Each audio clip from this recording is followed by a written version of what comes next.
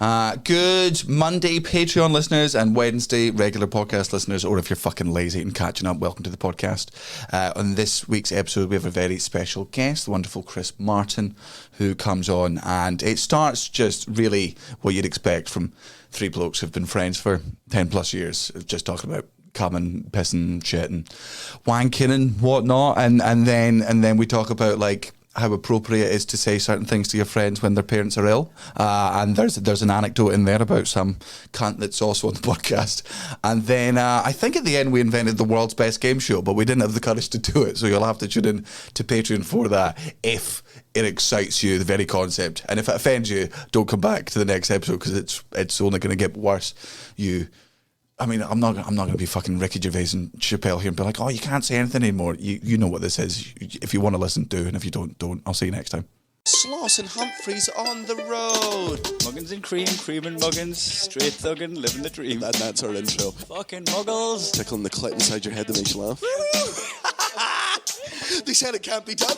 Are we in the same seats? That's hack. Ah, muggles. Accidental rim job in the park. Kiss, kiss, kiss. Or am I just being cynical? Just muggled it up on fucking Mugglepedia. Where have you been since 9/11? So you were telling us about porn, Chris? Yeah, I was. Yeah. Are we going? Yeah, let's go. I was talking. Do I have to wear headphones? No, we're good. I've just got it in case it cuts out. I was talking to a guy at not a wedding, at my wife's friends from university, and they were talking about thrusters. Just two men, just who there to. And they start talking about fleshlights and thrusters. What's a thruster? A thruster apparently is a thing. So you know what a fleshlight is? Yeah. Aye. It's like you put it in there, and I think it jiggles it backwards and forwards. But basically, I sort of said like a hammer drill.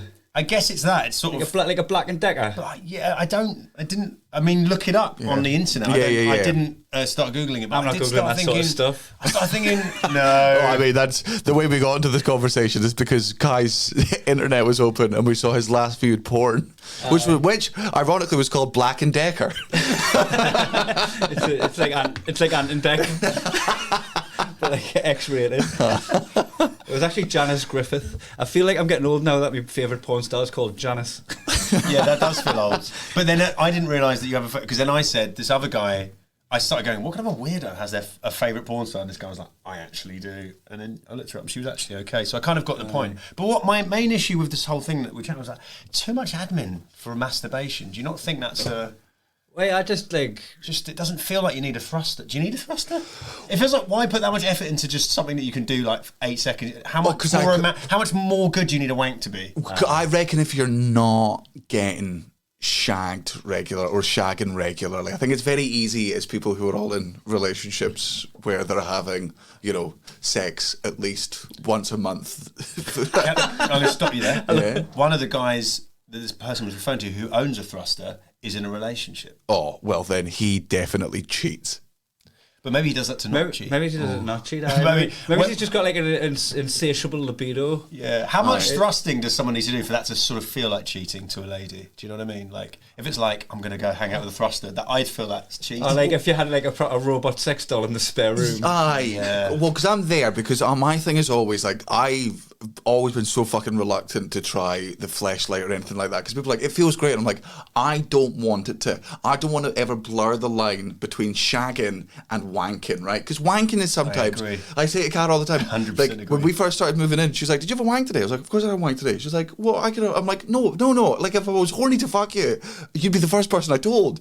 I was just anxious about shit, so I went for a while. I wasn't going to bother you with my anxieties. It's a different meal. Yeah. It's like, do you want savoury or sweet? Yeah, I'm not. Like, sometimes I'll have porn, but a lot of the time I'm just like, ugh, and then it's done, and then I come out and I'm a better partner because... Sometimes you just date because you've got a hard on. And you haven't got a hard on because you're horny, you've just got a hard on because like you're out of bed. Yeah, and I'm not going to come to you with every hard on I've got, like a fucking cat or like a child bringing in like a broken winged bird being like, we fixed this one.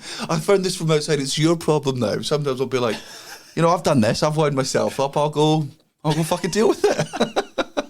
I agree. But yeah, I agree. It's like just get it done, get it out of the way. Yeah. I don't want to be making... Even I remember American movies, I found out this is a foreskin-based thing, but I have a foreskin, so I never used lotion like in American films. But even now, I tried it once, I was like, that's too much admin. That's because I don't want to have extra stuff to clean up. Yeah. That's because they've all got hoggers. They've all been circumcised. Yeah. They've all got... So they don't... Are you both uncircumcised? Yeah, no, my parents, when I was born, looked at my body and went, oh, he's perfect, as opposed to every American who went, I know he's already got a tiny cock, but that wee bit there, take that off for money. Clean. Have you got yours off since you moved to America? Yeah, you have to. It's part to get the green card. You have to do it. It's part of the medical. Yeah. It was a real surprise. They're like, hand it in, hand it over. Yeah. It's like a deposit. Yeah. You get it back. handed a foreskin for a gun. It's like a swap system. I imagine they're like, we're going to put a bit of this foreskin into the card. So, you do get it back, but it makes you feel real American. Yeah, you have to do all your fingerprints and then just your foreskin graft on there. If you've got no, I don't know what happens if you've got no foreskin before you go. I guess that's fine. They just let you in. Yeah. I can't. Also, if you're pre-circumcised, you don't need a green card. You're one of them. Yeah. Yeah. Just look at you. Either green card or let me look at your dick. Those are the rules across the border. Has there ever been a Jewish person with a foreskin, or is that like you're not in the club? Has there ever been? That feels like a listener's question. Yeah, is any Jewish people listening that have just flat out went, no, I'm keeping that, and why you're still allowed in the club? But they get it when they're like 8 days old. They get it when they're 8 days old. Has any Jewish people there that have sued? I imagine there might be, because there's definitely, to get into, if you fall in love with a Jewish person, let's say in this instance you fall in love with a Jewish woman, like a lot of the time they'll be like, you have to marry you have to join the faith. You can't be. You can convert. Yeah. And surely part of that conversion is like that's got to come off there. I feel like that's. How much do you love your woman? Like, It's a big ask, like. Yeah, I would happily lie to a woman about, lie to a partner about believing in whatever fucking voodoo they believe in, just for the time being. But astrology and God and you're in like the hot Africa with a disc in your lip, going, I love. a few rings on your neck, and you're leaving for the culture. I just want to fucking embrace it. I think trying to get laid. I think the cutting of the foreskin off would be when I'm like, I don't love you as much as I love my cock. Yeah, my full. And it's my cock that loves you. Why are you doing this to him? He's your biggest fan. He's the reason we're here in the first place. And a lot of Americans who, like, it's not religion based, they're just like, oh, it's for hygiene and shit like It's that. not. But like, if I'd knocked out my teeth food, I probably wouldn't need to brush my teeth. What about that? That's hygiene. Just wash it. It's just true, wash it. Yeah, who do we know who's had an infected dick from not washing under the foot? That's the first bit you'll wash. Probably loads of people, but we don't know. Don't put that in the WhatsApp group. To be fair. Probably one of us, and we're just the other two are just like, who mystery. Do you know anyone who, as an adult, has had to have a circumcision because they had a non-retractable foreskin? Yes, yeah, I do. Sean McLaughlin. Yeah, he's a comedian. My other friend, I won't say his full name. My other friend, when he was like 24. Firstly, I had another friend who didn't know whether he was circumcised or not. And then when we were like 18, we're like, well, let's look at your dick. And we went, oh, mate, you're circumcised. His parents never told him. Because he wasn't Jewish, it was hygiene reasons, I guess, or he had I don't know what was under there when he was a kid. But my other mate, non-retractable foreskin, and then he found out by chatting to his two other brothers that both of them had it as well. And one of theirs retracted during intercourse. It broke and retracted. Oh, yeah. Have you ever tried to put a sweater on where the neck's a bit too small? So that you reckon like your first hard on is just trying to put a sweater on? Well, there's sometimes, right, so with Caelan's clothes, right, there's sometimes you expect just the head to go through, but because they've got fucking massive heads, a lot of the jumpers you give them have instead of just an neck hole, there's buttons here so you can make it looser, and sometimes you're just got buttons doing the side of your cock. Zips, it's 2022. Velcro. Sometimes Cara will put them in the jumper and then not tell you, and you don't know because you just start ripping his head and you're like, fucking, has his head got bigger, or am I just really bad at fatherhood? And the answer is both. I meant to ask, what's his foreskin like? Is it decent? Does it retract okay? Yeah, well, I mean, you do have to. How do you know?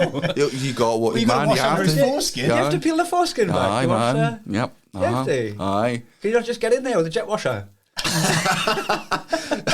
You get the cartridge, just a couple of.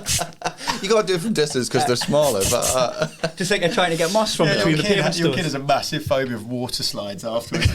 Oh man, I mean, I definitely shouldn't be telling this on the podcast, but here we go. Right, so I've been away for like 10 days, which is the longest time I've been away without seeing my kid. I get off the plane.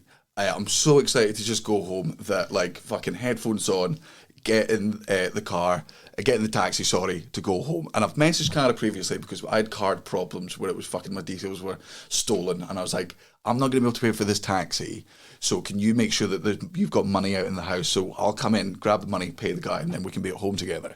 She's like, yeah, absolutely. Right? I get home, her car is not in the fucking drive, she's not in the fucking house. Thankfully, I've got our joint account on us, and I've remembered the PIN code for that, so I pay for that. And I message her being it's like she's left him, but she's just texted pretending they're still together. Yeah, classic. And I'm like, and she knows how much I've been missing home. I'm like, is this some sort of really fucking horrible prank? Like, why? If you're at the shops, why the fuck are you at the shops? Like, you knew when I was coming back. She's not answering. I'm like, what's going on? I phone her. I'm like, where the fuck are you? And she's like, I'm at the airport. And I'm like, what? Why? She'd surprise picked him up. I went to the wrong. Well, to be fair, Edinburgh Airport is the second worst airport in the world after Dublin, and they have 2 international arrival bits because fuck everyone else. We're Edinburgh. Why would we give a shit? Like, it's only one terminal as well, isn't it? But Yeah, it's a tiny fucking but they're just like. And there's by the way, and on both of those, they don't say, oh, by the way, it's at this one. They're just like, haha, guess. So that's very Edinburgh. Oh, if you work at Edinburgh Airport, I cannot stress. I mean, I'm not allowed to say do something to harm yourselves because we're online, but really look hard in the mirror at who you are and where you work, and understand that you're a bad person because of it. Bit much, I think. No, absolutely not. No. And every single time, there's not been that wound's still fresh. What happened to be kind? There's you lose the right for people to be kind if you work at Edinburgh Airport or Dublin. You don't get the right. If you're a cunt to everyone, you don't get to throw around be kind. And I've never been in Edinburgh Airport where my luggage has not taken more than 45 minutes to move 30 metres from that airplane I came out to just here, and watching 3 baggage handlers being like, our shift doesn't it doesn't matter when your shift starts, cunt. They are. My favourite example of this exact thing was the other day. I was on a bus from where Hannah's family live outside of Edinburgh into Edinburgh, and a guy gets on the bus and he's like, excuse me, does my Lothian bus pass work? And the guy, rather than go, no it doesn't, he just goes, does it look like a Lothian bus? And the guy was like, no. And he goes, well, there's your answer, pal. And I was just like, and I was at the back, I want to punch the back. I was like, why? Why do you need to be that sarcastic? I think I would have developed the power to choke him with the Force like Darth Vader. I would have just like found it in myself. just choke him from afar. He also, when I put the money down when I got on in the thing, he just, rather than say, he just picked up a lid and just pointed at it. And I went, what? He goes, put the money in the lid. And, all right, so I had to scoop it back out of that little section and put it in the lid for him, so he could do power tripping as a bus driver. One time on one way to Glasgow, I got the fucking train through, and I've got my headphones on, just listening to music, right? And I'm just sitting there on my phone, right? And then eventually, like, the man puts his hand across and knocks on the table in front of me, and it's the ticket inspector, and I take my headphones off, and I go, oh, sorry, man. And he goes, there's a fire! There's a fire! What would you have done if there was a fire? And I'm like, I guess I would have felt the fucking heat or the alarm that I assumed. I assumed the fire alarm isn't a bald 65-year-old cunt going, there's a fire on the train. There's a fire. That's like Alan. That's literally from Alan Partridge. Is it? The bit where he's out of Country Fair. He goes, no one's listening. He goes, fire, the fair's on fire. Only kidding. There's a fire engine because no one's listening to him. That guy is Alan Partridge. Yes, there is.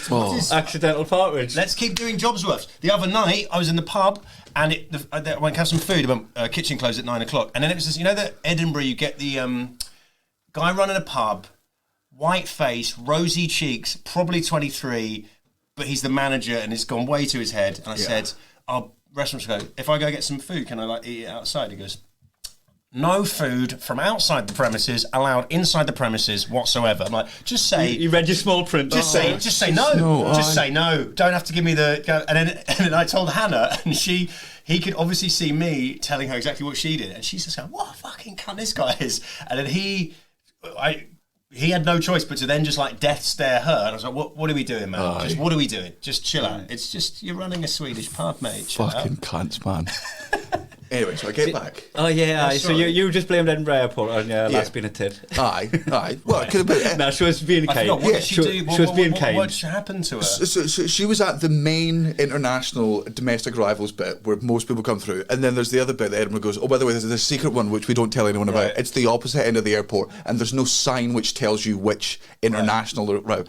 And because it's a surprise, and here's the thing, Cara hates when surprises are ruined, and I hate surprises. So this is a nightmare scenario for both of us, because when I phone her, I'm like, where the fuck are you? She's like, I'm at the airport. And she's laughing to cover up the fact that she's devastated that one of her surprises doesn't work. And I'm fucking raging going, don't fucking surprise. If you didn't try to surprise me, we wouldn't be in this scenario. Anyway, she comes back. We're both happy to see each other. And then we both just laugh about it. And we're like, this is the worst case scenario for both of us, because I got a surprise that didn't work out. And your well-meaning surprise was ruined. So I've missed like 2 or 3 of Caelan's swimming lessons, and Cara's just like... Sorry, it's just funny. I was like, just to someone, I've missed some swimming lessons. In the story, I'm just thinking about the taxi driver whose engine's still running, waiting to get paid while you wait outside your house. Sorry, you missed some swimming lessons. Missed some swimming lessons. Listen to my wife tell a story. It's like I've missed all this time with him. He needs a bath, and Cara goes, you can get the bath with him, like, because one of his favourite things when you're in the pool with him is you have the back of his head and you look over the top of him, like, and he's like, this is amazing, I'm in water, I can see you, this is class. So I'm like, do I get...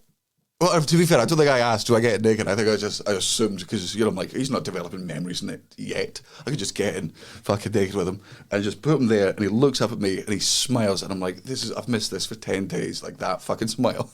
And his hand goes back and just grabs my cock. I don't know how he just straight fucking behind. Reach around. Oh man, reach behind. Like he got so excited to see me there, he went, oh, and then just, if anything's in his hand, he's like, and I'm like, oh, fucking Cara. Like, let's not make that, hopefully this isn't the first time his consciousness comes on. This is, what's your earliest memory? Well, I was swimming with my dad in a very small pool, and you hadn't had sex in like 11 days, so somebody touched it. You'd been away from home for a while. No, as we previously discussed, I bleed the radiator regularly. Aye. You only wank like once a day on tour. That blows my mind. I fucking save it up. I treat myself. do you? Aye. Again, I've been recently using girls on Reddit. he put us on to Gone Wild. What do you mean, girls on Reddit? Oh, just people having a chat. We've talked about this on the Women podcast talking on before, Reddit. but I'll tell you now so you're up to speed. Is lasses just sometimes just show their fanny on Reddit. There's no rules on. There's a subreddit called Gone Wild, and it's just for men or women who want to go a bit wild. They just show, but they show a sort of a just a. Sometimes sort of, they include their faces. Okay. Chris, it's the thrill of girls sending you nudes without the cheating of girls sending you nudes. I always think though You're getting sent nudes, but like everyone else can see them, which is like what. Aye. Aye. Yeah. You know when Snapchat came out and like you were flirting with a girl and she'd send out a picture of her looking good and you're like, I know I'm not the only bloke you've sent that to, but that's not gonna. I missed because we met just before that type of social media. Oh yeah, of course. So I missed some of that. Oh yeah, how long have you been with your lovely 10 wife years. now? Yeah. And people were doing the odd dick pic. I don't think I did a dick pic. No. I think it was just before dick pics became. I sent a dick pic as an insurance picture for the nudes I was getting off a girl. Just been like, if you send me more of theirs, here's my dad, so you know I'm not Okay, gonna. right. She done as like an advent. Do you never worry that that's at some point? No, you don't. You don't really care if someone sees it, because I think people actually do get it. If someone showed a photo of your dick that you'd given them, they'd actually probably feel sorry for you, not because of the size of your dick. That's part of it, obviously, but for the fact that someone, I mean, they're human beings. They're going to be a little bit sorry for them. It's all camera angles, though, isn't it? I made it look like the Freedom Tower. Perspective. You built a tiny model of Big Ben and put it next to your dick. Big Ben's my yeah, dad. no, I wonder if actually, yeah, you're right to not feel, because when you say that, it's Reddit, people don't have Reddit, do they? In 10 years they might get like an important job and they've. Well, so occasionally some people they have posted, been like, oh, somebody from work has worked out that this is me because I've got this tattoo, and here's a video of me fucking dadding myself with a lightsaber, and is there any? I feel like nowadays I think people are most sexual. People get it. People get that there's a blueprint of stuff out there now. I think there was a time when you didn't really know the etiquette of nudes and stuff. I mean, if you'd really thought about it, you probably could work out, but you weren't doing much thinking because somebody sent you nudes. Yeah. And then I mean, I've been out of the nudes game for years now. I don't know. In my head, I'm like, and it's fine, and there's nothing wrong, and revenge porn has disappeared. I'm sure everything's, now that I've left, I'm sure it's all clean. Did I ever tell you about the girl that asked for our nudes back so she could send it to another dude? And I fucking respected it. Wait, hold on, what do you mean back? But she didn't look as good as she... No, she'd sent them to me, Yeah. right? And then, like, we had our thing and fizzled out, and, like, just a couple of months later or whatever, just went, "Are you still got any of them pictures I sent you?" I was like, I'm not meant to. Do you want us to delete them? She was like, "Oh, thank God, I've just been chatting with this lad and he wants some nudes." She's like an old club comic. Couldn't be fucked up with any new materials. It's like, this is my killer 20. Let's just use the same boobs, send them out again. That's weird, because it wouldn't be that difficult to redo. Well, she might have just been like out and about it. She's in a rush because Kai's got nothing better to do. He's got them on file. That's hilarious. He's got them. So hooked her up with our own nudes. There you go. I give them back. That's good. You know, paying it backwards. He's a gentleman. Pay it backwards. Aye. Also, you answered it. You answered it by they'd be like, "Just have this nudes," and you're like, "Aye, but if you want me to delete them, of course I will." And she's like, "No, as a thank you, keep wanking away, but just don't think about me and this new guy that I'm definitely shagging instead of you." You must have done some. You did a few. When did you meet her? Your other half? I did 2012, and then kind of exclusive like in 2013. Right. So you were similar. No, you're the most recent to have probably done the nude. Yeah. And I sent dick pics, and but it was always like if a girl or somebody sending them to you, I'm like, I imagine like the amount of trust that must be involved to do this, and the fucking very legitimate fear of, if this ends bitterly, I don't know how you react when you're fucking jilted. You could just do this. I would always just be like, here it is, and also, even if we don't talk, say the word, and I'll delete everything that you've ever said. Like, I hope that goes without saying, but if it doesn't, here it is, and let's. I've never had a nude off my wife. No? No, I have. But you travel away a lot. You've got to get nudes off your wife. I've had a nude off your wife. Sorry. Anyone else? Anyone at home want to feel that you've got a nude? You can email in. Everyone tweet in. I've had one off your wife. I remember doing a joke about how she used to send her progress reports to Joe Wicks. This was 2016 when Joe Wicks was just like, he had another job, and when he was slightly less the Joe Wicks brand was like his side hustle before he become a fucking multi-millionaire. It was like she was in the pioneer stage of it, where like you'd send photos before and after, and then he'd post the progress reports, and I was like, the only way I could get nudes off my lasses going on his Instagram, and that was my bit. That's funny. He used to do. Now he's sort of.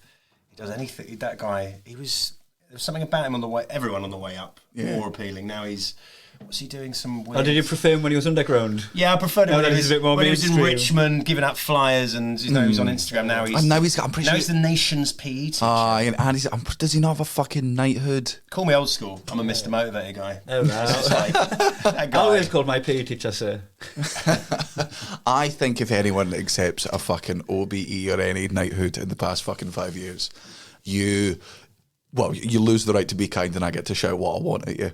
Like, you don't get to... Well, not since the past 5 years. Let's go since they harboured a pedophile. Yeah. Anyone after that, if you still accept a fucking knighthood... Now the institution's been tainted, like it hadn't already previously been. No, tainted. before the fence before. Yeah. When Henry VIII was like beheading his wife and that, like, take a knighthood then. Yeah, easy. Yeah, well, I mean, if you don't, you'll cut off your fucking heads.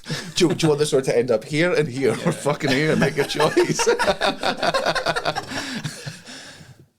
The monarchy. Would you take a job seriously if you were a knight?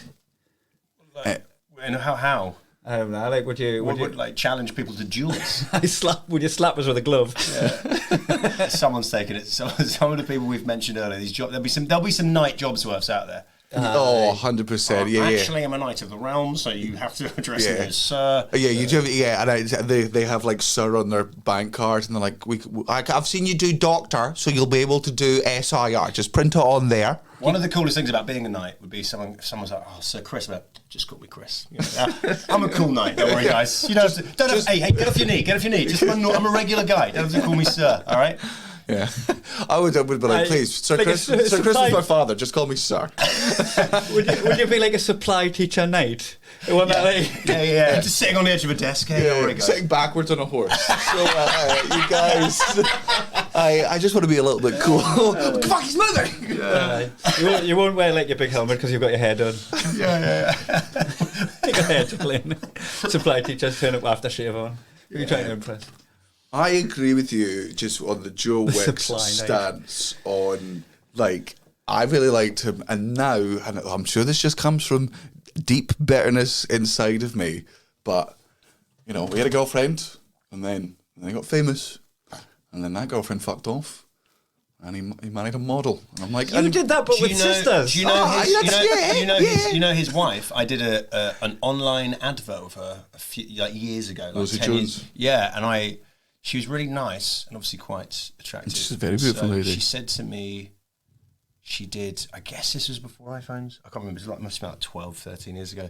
She said her name, and I was like, I looked her up, and then that wasn't, because she was a page 3 model. Yeah, and so that was quite, so she was like, I go, what, do you normally do acting stuff? It was this, I can't remember what it was crap. It was like some stupid online thing where I had to say like 3 words, and the director, I swear to God, made me say them for like 4 hours. Because when it's only like 3 words, it's like, see you tomorrow. It's like, no, see you tomorrow. No. And I do, it's that shit. It Anyway. was Dan on. Yeah, it was that weird. 3 Well, I words. wish I could have been a Dan on gig, mate. It wasn't that good.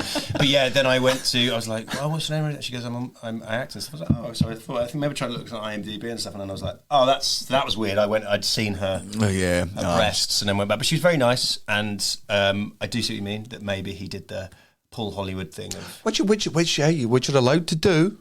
You know. now you feel like you were on principle because you already. I also comes from bitterness that she wasn't just a page 3 model. Rosie Jones was in Front magazine, which I loved as a fucking teenager. Front. I I missed remember that. Front, yeah. How old are you? I'm 31. Yeah, so you're 5 years younger. So yeah, I'm FHM. I'm nuts. I'm Zoo. Mine was like Jackie Degg and Lilani Dowding. Like they were my like cover girls. I feel like you're just doing that thing where people start Like talking my about dad, 80s football with me, and I'm like, Did you used to be a big fan of the 100 Sexiest Women in FHM? It was always Sarah Michelle Gellar. It was or Gillian Anderson for about 3. Yeah, they were like Messi and Ronaldo of the 90s attractive women off TV. The Ballon d'Or. Yeah. that was the Ballon d'Or.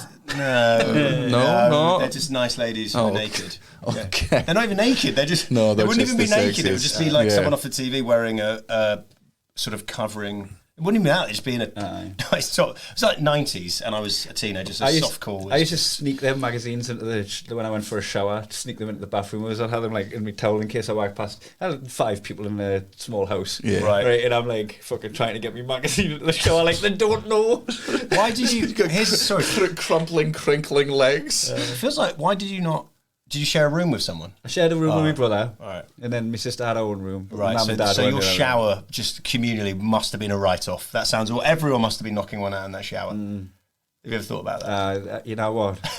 Can I festival time? Confession time. It's my turn. Yeah, sure. I once I let it fly in the bathtub. Right? Hold on. Clarify what I was in the shower. Right. And I jizzed. Right. Sorry, I thought very easy could have been a shit thing, but no, And we're still on camera. I let it fly. I just had my arse cheeks parted and I was like, way grosser than that. Right. You have a wank in the shower. Right. And you've got to make sure the shower's not too hot or it'll scald to the bottom of the bathtub. Have you ever come across that before? No. Oh, and it like just it poaches on the bath floor because the shower's too hot and you're like, oh, fuck.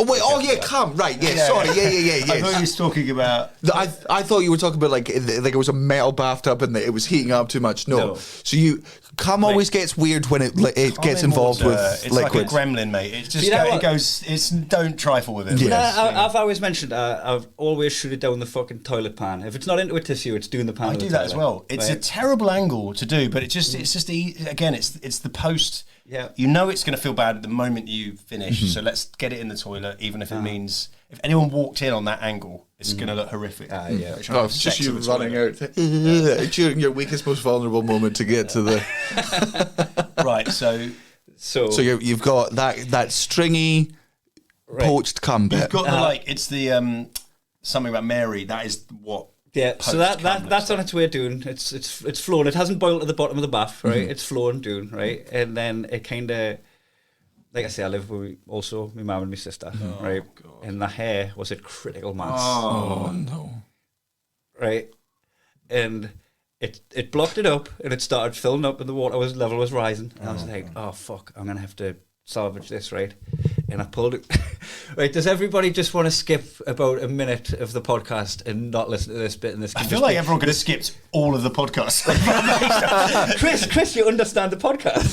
That's what it is. When I came in and we started immediately on pornography. Yeah. It's So I pulled out the accumulation of hair capped with my poached Binding jizz, agent. my Yeah. binding agent, Aye. right? Just your cum? and pulled it out. Oh, mate, it was like it unearthed my whole family's last fucking 20 odd weeks God, I think it was your of hair and jizz.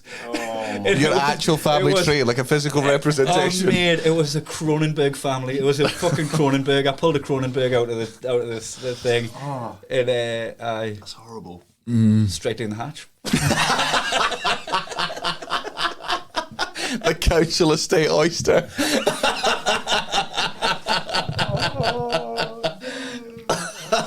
He even got it out of the plug hole with a really small fork. Bit of Tabasco sauce. Well, I didn't have any. Shallots. It's an aphrodisiac. Oh, God. Not that I need that right now. I'm already done.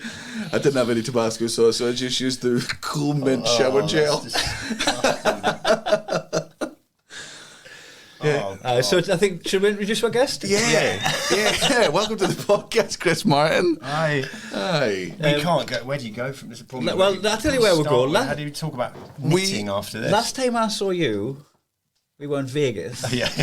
Yeah. I'm going to go from. This is a funny pivot to this conversation. You can talk about any of the stuff that happened, by the way, but that's going to be a funny gear change to the listeners. Yeah. So we had every time we do the tour in America, we have the opportunity where we've got 2 days off, and we always go, just send us to Vegas, and we'll see who can come down and visit with us. We've holidayed with you before. You're very good company. You're a good fucking drinker. You've got the same. Especially in We're like going on the little horses, the little horse machines. Yeah, we love. We talked about how you won $700 on that on here before. I don't know if we did actually. This fucker, like, we're going on the horse race machine where It was like a 20 pence one as yeah, well. I think you put maybe it's at 20p a bet, or you put a dollar. I think it's $1. $1 a bet. But anyway, it's like You just guessed the way all of the horses were going to line up. You guess 1 and 2, and if you get lucky, you might get 30 quid. This fucker comes in on his second go in this casino, and he puts it in the second one. The 692 to 1 shot comes in. Yeah, you always put 2 small ones just in case that happens. You win the money back, and then a big one because 1 in every 1,000 happened to Neil last time we were in. Yeah. Oh, but I was happy that you won that. Obviously, I know, but I also definitely was not up like that. That got me to, I think, 200 back, because when I'm drunk and when I lose stuff, I'll just go, now's the time. 200 on red, and we're gonna fucking win it back. Black. Fuck. Right, I'll do the same thing tomorrow, but with 500 quid. It's a brutal way to do it. That's why they don't let you open the windows in the hotel. Yes. Who was it? Remember we were walking back and there was some lass that was just like, there was a lass just walking around and trying to give someone a blowjob. She was a sex worker. Yeah. I'm pretty sure she was a sex worker, yeah. Because you reminded me. I was like, that lass is having a nightmare. Like, No. No one's letting us suck their dick. She was a sex worker. Because you reminded me. That guy's just handing out free coke. He was just giving like coke. And everyone's like, no, I'm good. No, because we were drunk and we were like on the way back to our rooms, and then I think it was like she was very friendly, obviously, Yeah. and she was like, "You all right, guys?" And we were like, and the vague memory was like, "Yeah, all right." We go, "What have you been up to tonight?" And she went, "Sucking cock," and we were like, "Have a good night." So That's. Also, I don't. If you're a sex worker, I don't want you at the end of your shift. Don't tell me that. Is the bread fresh? Not yesterday's. Well, the problem is, again, it was a bit too ambiguous because he just thought it was a lady who did that for fun. I thought she was just like separated from our mates and just having a wild one on her own. No, I mean, we didn't. Well, Val had them, mate. We did. You just lose your mates and just suck people off, right, guys? Is that what happened when we lost you at Festival that year? Oh, but yes, that was a funny end to a funny evening. Was that also because my memory? We drank heaps, but my memory now didn't that go. we know your mum's like okay. Oh yeah, talk about it. Okay. Did he not just say the most inappropriate line of all time? So the next day, I get a phone call walking through. We're on our way to Topgolf. On our way to Topgolf, walking through MGM Grand. My mum had been in hospital for a few days with this like mystery thing. And then my dad called and said she had a stroke in hospital last night. So I'm a bit like fucking confused. And I'm flying back to LA like in 3 hours, but I'm going to go play Topgolf with you guys. And then I like catch up with you guys and I'm like, oh, yeah, it's like crazy. My mum's had a stroke and my dad's like, don't come home, but I'm trying to get home, but it's weird with immigration stuff. And then Sloss goes, oh, that could be worse. It could have been last night. That would have really ruined our night out, wouldn't it? And I was just like, yeah, I guess that's a positive. Literally the first thing he said to respond to it. I'm trying to put a spin in it. I was trying to cheer him up. And then we were playing Topgolf, and then I said something like, "Oh my god, I'm not very good. I normally take a few strokes, ironically, to take." So it couldn't be in a more annoying place to be if someone's had a stroke, which is playing golf. Somewhere that's stroke. called. Yeah, and you had to get that joke in because you're like, well, clearly Sloss is insensitive and just going to say whatever comes into his mind. Yeah, I have to get ahead of the curve a little bit. But no, yeah, it did make me laugh though. Good, there you go. Make me laugh. Aye. And it didn't ruin the night out the night before. And you are right, it would have been more annoying. So at least it was when we were. I think at the time I was 100% fucking baked because we were in California. So I think in my head I was like, if he laughs at this, I've done the right thing, and this is because he's a comedian as well. You're like, I can get away with more here. I always think. But then every time you've told the story, I'm like, that was probably the biggest gamble you took in Vegas, Sloss. Imagine if I just started crying and punching you. Yeah. Kai letting the first 3 punches go in. He's like, all right, we got it. We got the rest of the show, Chris. Come on, be reasonable. I didn't put us out of a job. give him your horse race money to say sorry. Give him your horse race money to say sorry. Yeah, no, that was funny because I was completely all over the shop after that, especially hungover after the night before. But not the information. My mum's doing all right. She's now, great. It's all good. Glad to hear. Go out the fucking country. It's all good. You get back to see her like for a bit. Yeah, it was kind of mad. So, the full thing is she had a stroke and then found out it was lung cancer. So then it was like, did you know that, right? She had lung cancer. So it was really advanced, and I was in this weird situation where I couldn't get my visa. I could leave, but if I left, it completely fucked my whole green card up. But my mum was like, I'm all right at the moment, just stay, because they were trying to work out what treatment she could have and all this. And then I I'll shout him out because he's such a nice guy. I was like, get Ronnie Cheng texted a senator to help me speed it up. Oh, yeah. And he did, and it did speed up. Ronnie Cheng can do that. That's amazing. Yeah. So he's just, that was the nicest guy ever. So, but there was still like 6 weeks where I was like, it was amazing how like weird. Yes, sorry. Sorry. Talking about your mum and cancer, don't tap the desk. I mean, however, the audio quality is really important here. You know. People could be worse. Yeah. The audio quality could be bad. People want to hear your sad story. The sad story. Yeah. But there were so many weird admin points where I was like, I need to get home. I'm in this process where surely they could have speeded it up. And I rung up this like the American immigration line. I was like, I know I'm waiting for this thing, but can I get an emergency exit thing? My mum's had a stroke. And they were like, yep, no worries. This is the emergency line. Okay, cool. Someone will call you in 72 hours. I'm like, how's that an emergency? 72 hours? Right. How's that an emergency? So then the next day I found out my mum had cancer. And I rang them, just so you know, also add cancer to that. Yeah, and I would be there now. It's an emergency now, motherfucker, because she let me come today. I don't know what she's going to get tomorrow, but it's all on you at this point. It's starting up now. They were going AIDS. She's got AIDS as well. Congrats, thanks, guys. I'm like, then you're in this weird unholy trinity. Yeah, I'm like, Mum, just get one more thing to tip us over the edge, so maybe get a call back in 48 hours. COVID, Mum. Everyone's got COVID. Boring. That's not going to get the fucking sobs. It was on it. It was.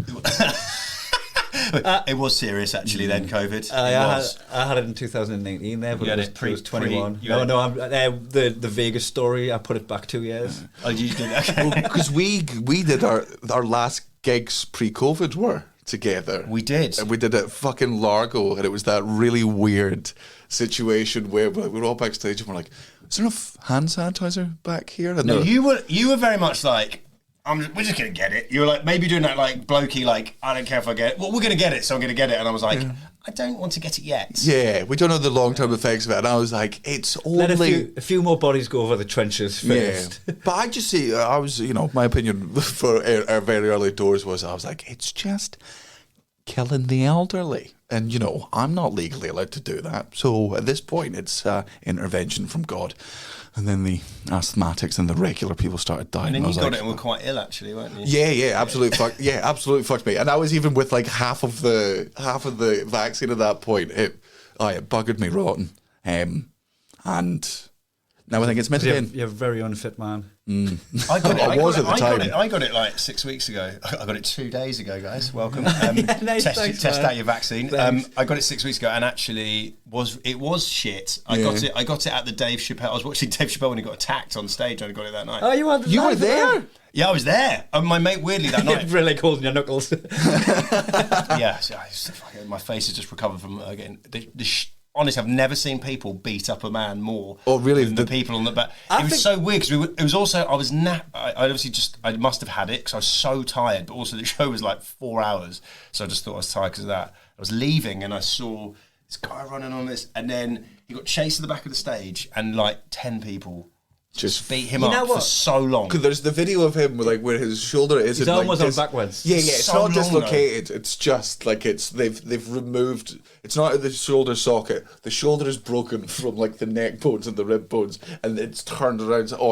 It was horrible. I think that was an important message to send. That like everybody must have had it in their head, like, oh, Will Smith smacked Chris Rock and got away with it, and then somebody that wasn't Will Smith done it to Dave Chappelle, and you go, oh no, that's what happens to you. By the way, that's the economy slap. Yeah, but you're not in business slap. But also that happens if you attack Dave Chappelle, who has like security guards and about 1,000 people. I mean, if you attack me on stage, what happens is you just attack me for ages. That's what you attack me for so long, and no one's going to stop you. You can attack me as long as you guys like. It's like when fucking what's his name that died on stage. They're just like, this is part of Chris's Tommy bit. Cooper. Tommy Cooper, right? This is Incognito. Didn't he die on stage as well? Don't think he was on stage. No. I mean, he did die on stage quite regularly. He did die on stage. Did he? He died on stage, and people thought it was part of the act. He stole Tommy Cooper's bit. I mean, what a hack! Jeez, he died being a hack. That's very unlikely. Oh God, you would have hated that. Yeah. Did Cogsy really die on stage? He died on stage. People thought it was part of the act. Mad, I did not know that. Yeah. Oh. There you go. That would be, we spoke of this, that would be my fucking nightmare. I don't want to die be dying and for nobody to know that you're dying sounds like hell. You're like, because somebody could save you, you could have another 7 or 8 years. I imagine it's like drowning, because when people do drowning in TV shows, it's like, oh, help, I'm bad. But like, what drowning, and you obviously as lifeguard know this, what drowning is somebody not really moving that much, dealing with it, and slowly going under. Just their mouth coming up and gasping. Yeah, not making much noise because you don't have any air in your lungs to make noise. Is it the worst way to die or the best way? I've had this debate with someone before. I think it's the worst way to die. It was the movie Prestige is the one where they were like, it's actually the best way to die. It's going home, and that was a movie lie. where there's loads of clones and it's magic. I would hate it. Yeah. I would hate it. That's a review. I'd hate to die. Would you rather drown or burn to death? Apparently, like, there's a big fucking, like, at the end, like, an explosion of fucking chemicals or whatever that you go through. So, like, apparently it's a glorious finale. Oh, really? But the bit towards the finale, like, I'm sure I like crossing the line on a marathons class, but it's not like the marathons class. Yeah. I think I'd rather, when we said burn, I don't like heat. I can't even do that thing where you like to turn off a candle with your fingers. Oh, yeah. Can you do that? Of course you can. Yeah. You and mine do that. Oh, yeah, do it all the time. Or when your missus... Baby grabs my cock, I just do that. When your missus... Some guy I am. Baby's got my dick in one hand, my other hand, turn off a candle. I'm just standing in thoughts. That's what I do, guys. I put candles... I don't make jokes about mums dying of strokes, and I just put out candles like that while the baby's wanking me off. Yeah. I like how while my son's grabbing my cock, I've got candles on. I'm like, I'm bathing with my son. I've got to set the ambiance. Can I play Enya?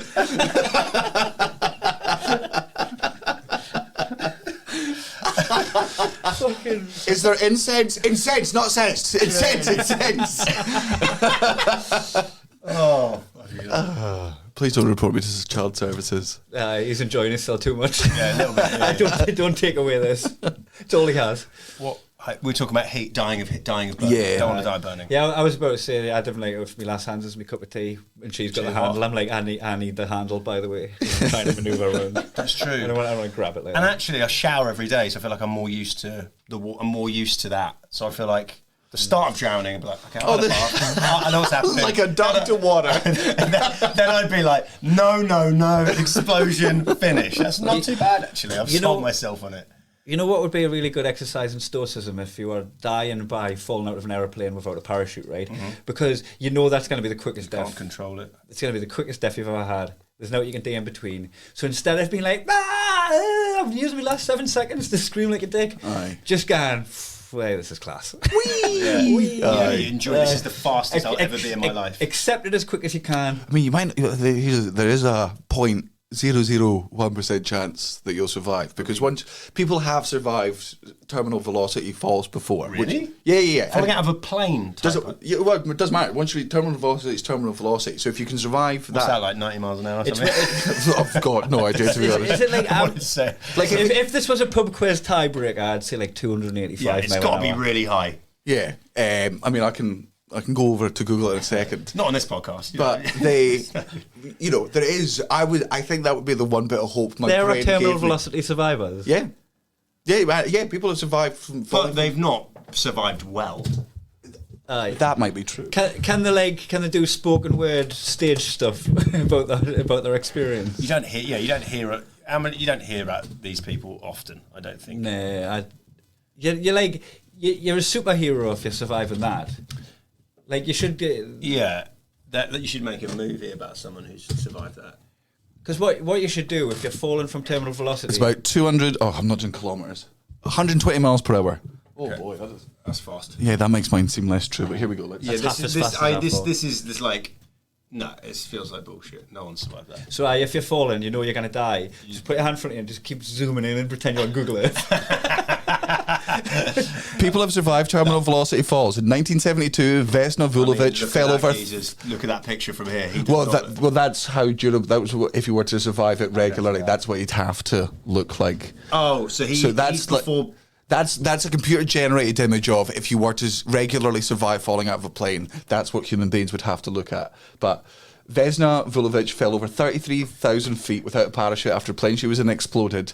She didn't exactly walk away from the fall, however. She spent days in a coma and was hospitalised for months after that. And why is that? So, but who's that a picture of? That is so. But I want to see the picture of the woman that survived. Oh, okay. So she didn't just survive a fall; she survived a plane exploding. Yeah, and then the fall. Yeah. Oh, she's got a. She looks alright actually. She was oh my god. So she lives after.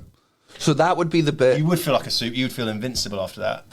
You wouldn't look both ways crossing the street. You know what? Hypothetically, you would, but if you've been like smashed to ribbons and spent a bit of time in a coma and like maybe you probably would be like, oh, I feel invincible. You're probably not taking advantage of Ryanair deals. You're thinking that's okay. I'm happy to be wrong on that, but that's so what I'm saying is that would be the one bit of my fucking hope where I'm like. Am I the one guy? Like maybe I land instead of in the water.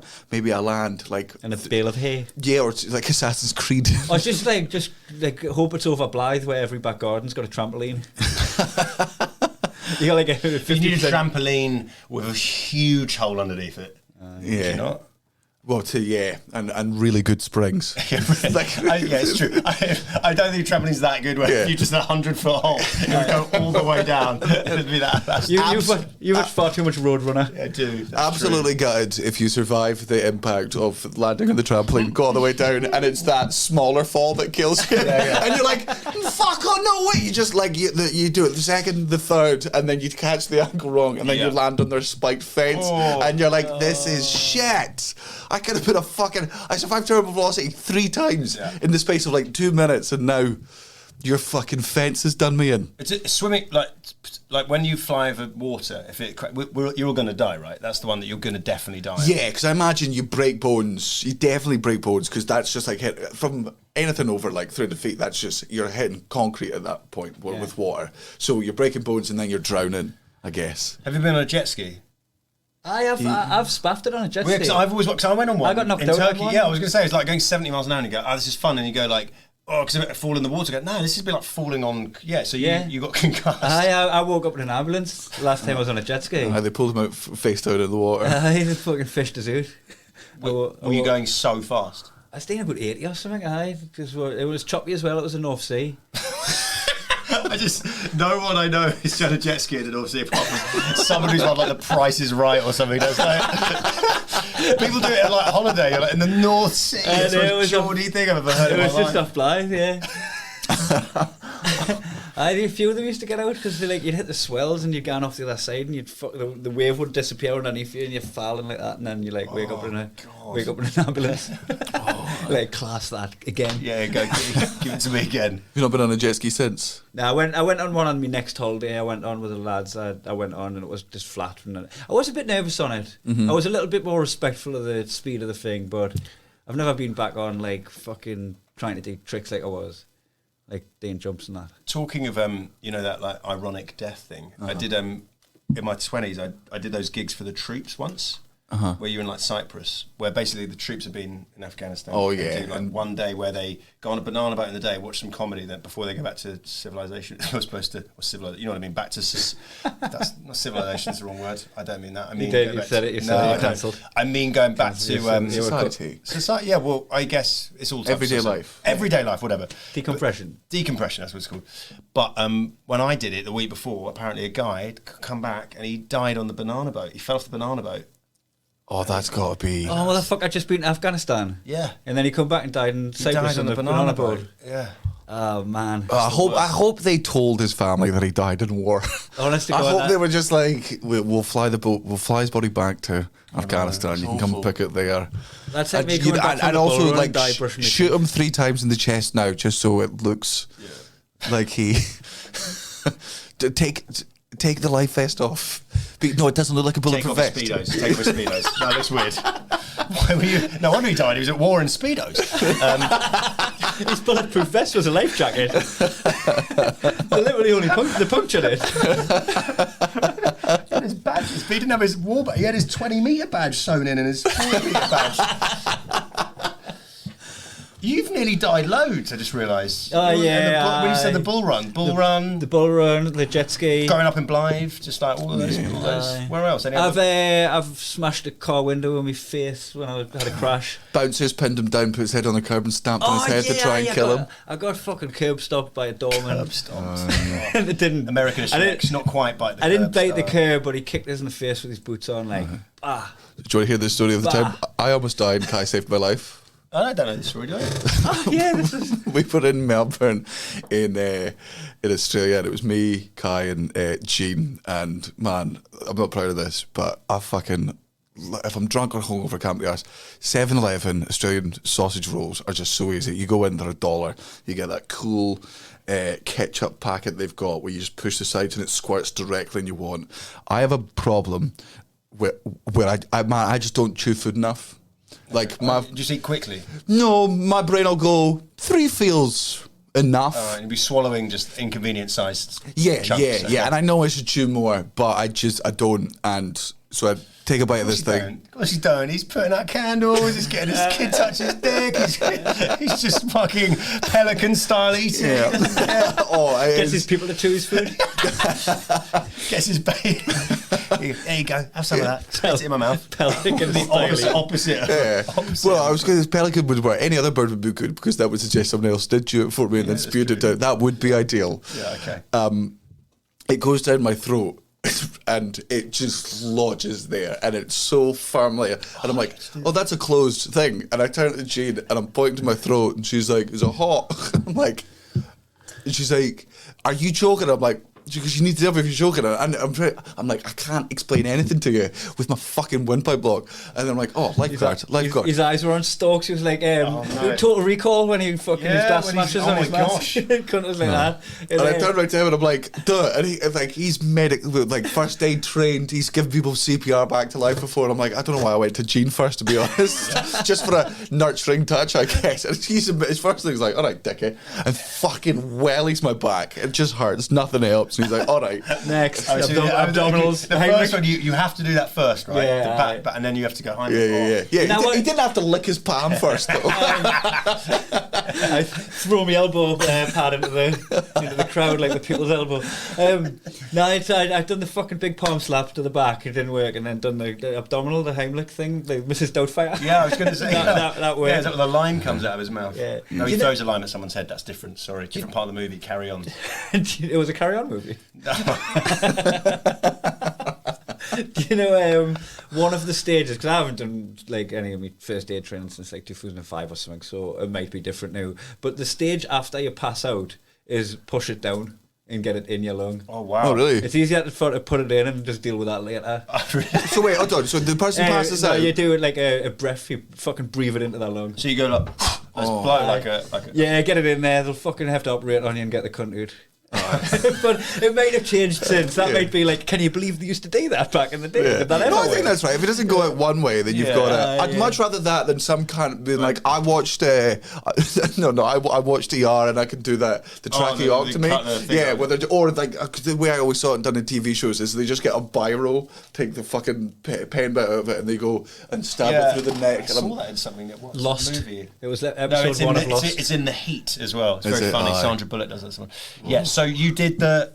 I done the. How many times do you have to do it? I just once and it come out like it just fucking. Did it fly out? Must have just. No, I remember specifically, like, it came back up and it felt like I'd spew, and weirdly enough, I was like, I don't want to spew in public, that's embarrassing, even though I've just had my life saved very publicly.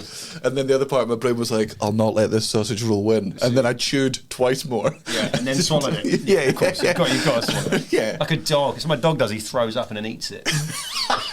Oh, that happened with Kaelin threw up, and my dog ate Kaelin sick. But it was all breast milk. Yeah. So now Peggy is addicted to spewed up breast milk, and that's all she'll eat. Yep. So I need to go to the black market and get it to put on a kibble. I mean, we could just ask for an extra helping from this. No, black market. Okay, right, I right, get a right. discount. Okay.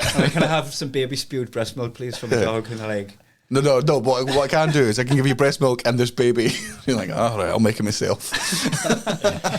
he'll throw up milk and he'll grab your dick. He's a great baby. So, yeah, it's good. What Eh? else do you want more from baby? So, So I've always wondered if that's what's the trick to it? Is there anything specific? it's like up and under. Yeah, you don't do it on the ribs, go under the ribs. Yeah. And then one of the stages, because it's been a while since I've done it, one of the stages is chest compressions. So you do like back slaps and abdominals, and then there's a chest compression, and then you're like, oh fuck, it just blew it inside. Aye. I might have all changed, who knows? Well, we might have to do Cara's looking into baby first aid courses. She said it through to me. She's like, is this mental to do? And I'm like, 100% it's mental, but I am also as mental as you don't are. want to kill your now. baby. Yeah. It's got to be the biggest fear. If I had a baby, I'd be so worried of it dying all the time. And you worry, it's this part of your brain just goes off, and like, you know when you're walking across a bridge and that weird part of your brain goes, Jump, what if you were to jump? Yeah. Imagine that times 1,000, but it's just about, and then what if I... Much higher stakes. Yeah, what if I drop the baby? What if I randomly threw the baby? What if I get it fucking wrong? People section themselves into mental hospitals for the intrusive thoughts they have about their baby. And you're like, they're just intrusive I had thoughts. the weirdest one the other day with Hannah, because she doesn't always sleep well, sometimes has insomnia, but she had like an audition, so she had to have a good night's sleep. And I always wake up earlier than her. The other day, I was awake and I was like, oh good, she slept before the audition. But it was like 6:30 or 7. I was like, she didn't want to sleep for another time. But I just thought, how funny would it be just to shout in her face, wake up! Like that. And I literally started laughing to myself just in bed. Like, so I was just like there, like smiling and laughing. Like, that would literally, she would hate me so much. She'd never forgive you. I just couldn't, I just don't know why. I just couldn't get the thought of like, I could literally just like make her hate me all day by doing this. And it was just, the look in her eyes, she'd be so fucking scared. And you'd never be able to justify it. And you're like, it was funny in my head. It was just like, but luckily had the other voice going, Dustin, don't do that. then the other voice going, pussy. Well, I think the important thing about intrusive thoughts is you have to understand they are incredibly normal and they don't make you mental. It's like our brains, for Yeah, you're the filter, not the thoughts. Yeah.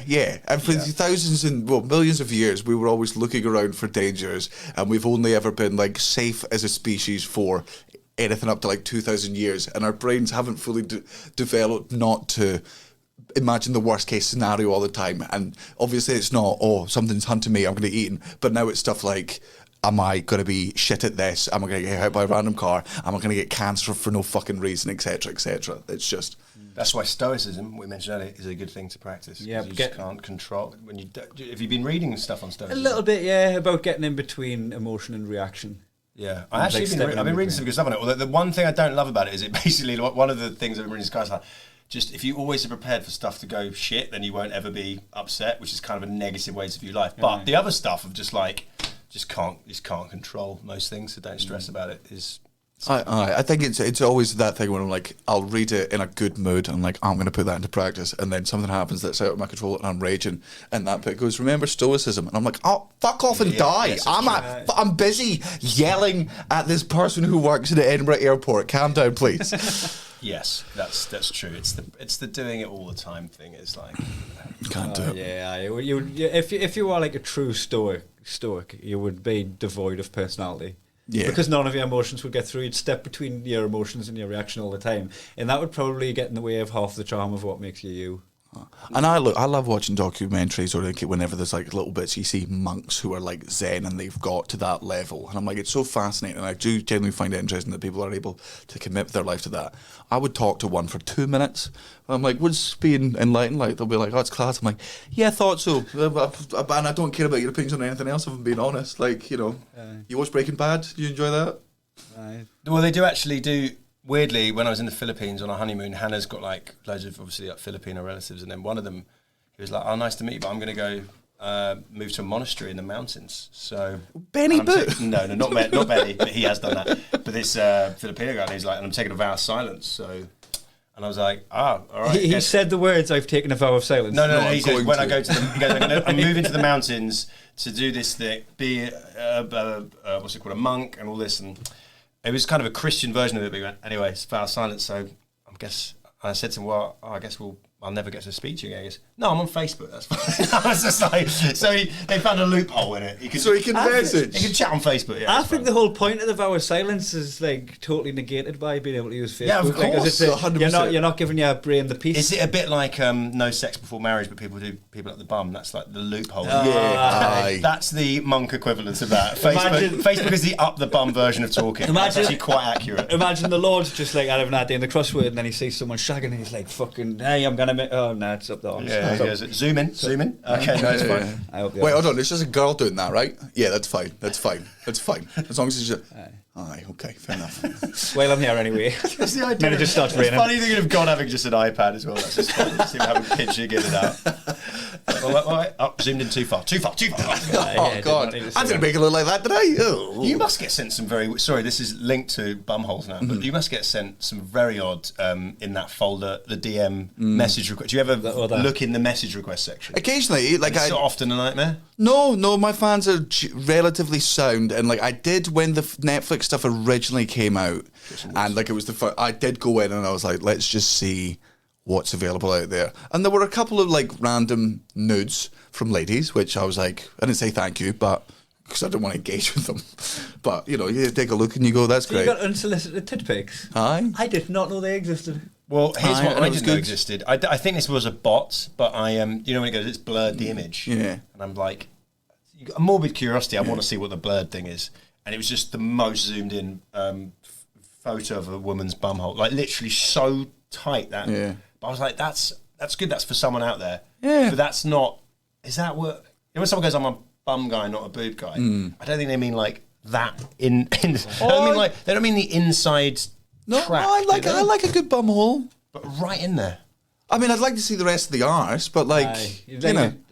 Like, you can't really gender a bumhole. Yeah, like, I do need to zoom out before I'm Can like... you gender a bum? I guess hair. Yeah.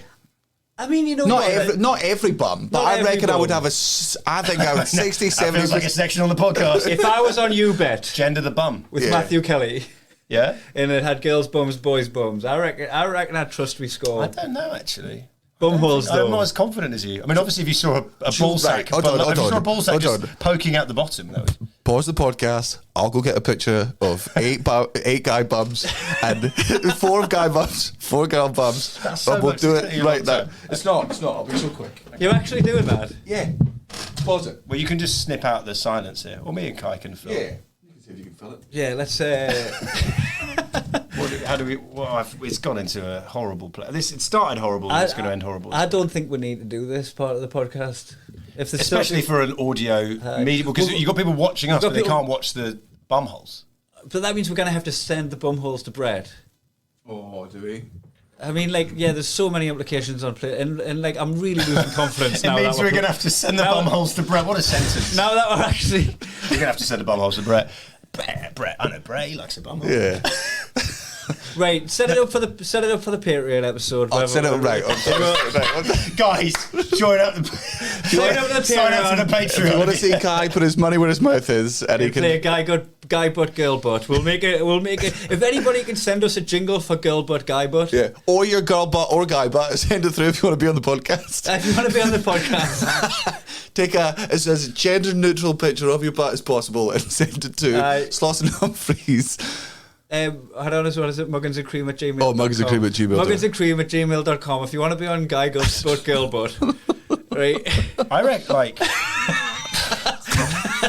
there's obviously going to be non-binary butt as well. No. So we're only talking to cis men and cis women to play guy, just to keep the parameters. Yeah, for this because.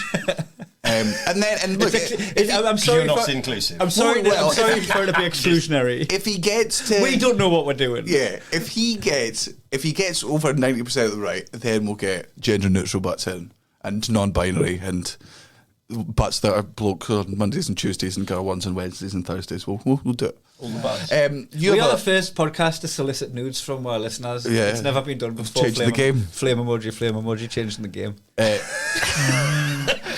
Do you have a podcast that's never been done before? What? Why would anyone listen to that after the? Well, because they listen to this shit. I know. They regularly do. Yes. Stockholm syndrome. That's true. It's good.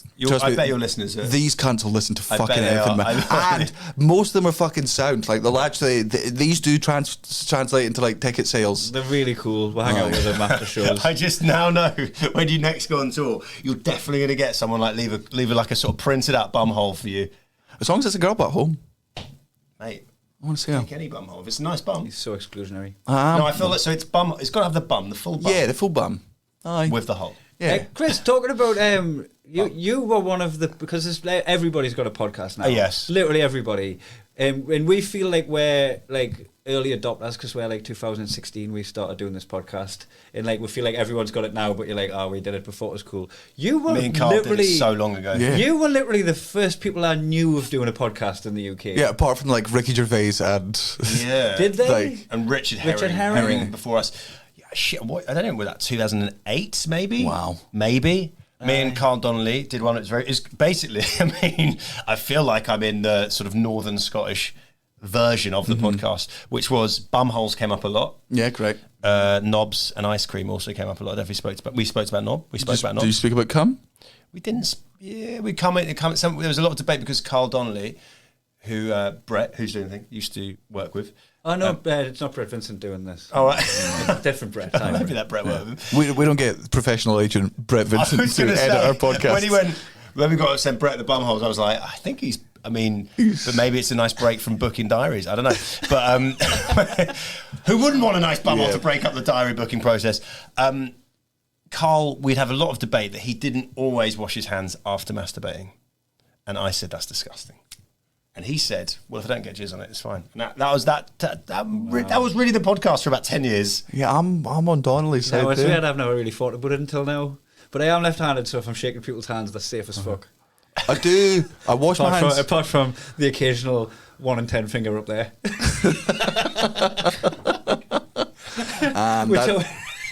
And that's our podcast. No. He's got to plug his podcast, doesn't he? He's got to. Who gives a shit? No one cares. It's called Getting My. I do a podcast now called Getting My Dad to Say I Love You, where I talk to people, and I need to get you guys on for the next series. Yes. But I want to be on this one first before I invite you. That's not why. Just be busy people. Yeah, great. Getting My Dad to Say I Love You. I talk to comedians, actors, writers about relationships with our parents, to see if their parents have ever said I love you to them, and also to see why we're all fucking weird and we need to be loved, and why we need to feel the need to talk about arseholes and wanking so much. And we're doing the Fringe. Come see it.